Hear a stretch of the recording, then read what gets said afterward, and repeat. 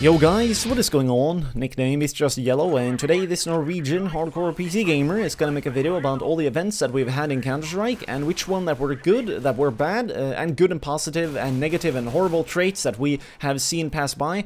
And I figured I would just make this video to highlight what Valve should rather focus on than not, because apparently so, they're trying out different things right now and some things are just not working out.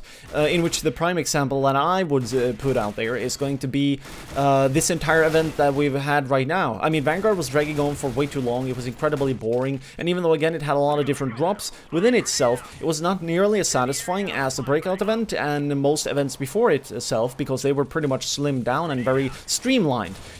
Most of these events, you get one coin, you can level it up by doing missions in any context. Whenever you pay for a pass for this kind of event, you will not only get that, but you get a couple of extra stats that get tracked, you get access to a couple of extra maps, in which, as of late, they've become free, so you get way too many trolley players. I find that to be incredibly boring, especially when you're playing matchmaking, in which, at least to a certain degree, you want to meet people that are a little bit serious about competing, right? Apparently that's not something that Valve like right now, but whatever, I can't really argue against that, because essentially matchmaking in Counter-Strike, like this, is just casual anyways. The bomb timer and round timer is just way too long, but that aside.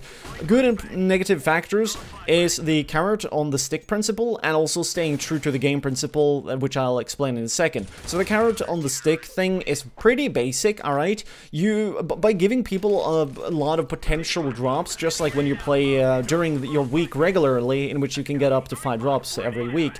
When you get in one of these older events, or when you could get like 3 to 6 or 7 extra drops per week as well. What that means is that you might get an influx of new nice items that in the future will then become popular, but that is half of the point right here. You're creating more hype because of these items, for my night here for example, and that literally makes also videos, you know, and the game just in a 3-dimensional way become more interesting in the longer run, which is not a negative thing whatsoever. Other things here is that people enjoy legitimately playing towards actual rewards or potential actual rewards.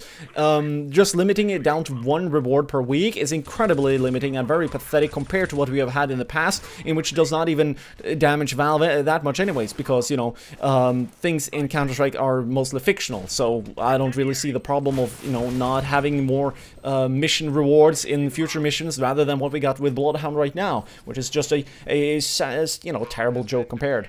Other things that you need to take into consideration is that people actually enjoy playing this game, alright? Like, we enjoy the competitive nature of this game, because that is essentially what Counter-Strike is about. That is Counter-Strike's past history, that is, you know, any kind of memorable events that has happened within Counter-Strike.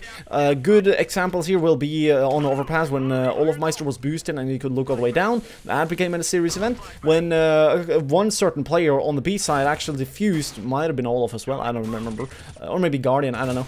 He did that, and all the things is like the 5-man AWP bullshit that was done on Dust 2 not too long ago.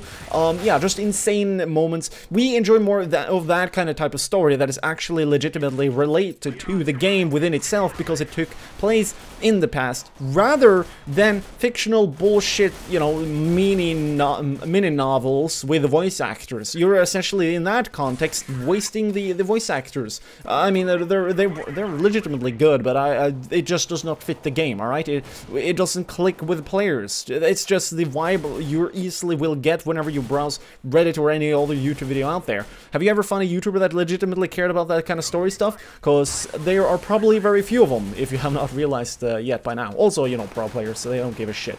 So, with that being the baseline for this event, I would rather see Breakout 2.0, to be honest. It had balanced maps, big maps that gave you a wide variety of, you know, ways to play the maps.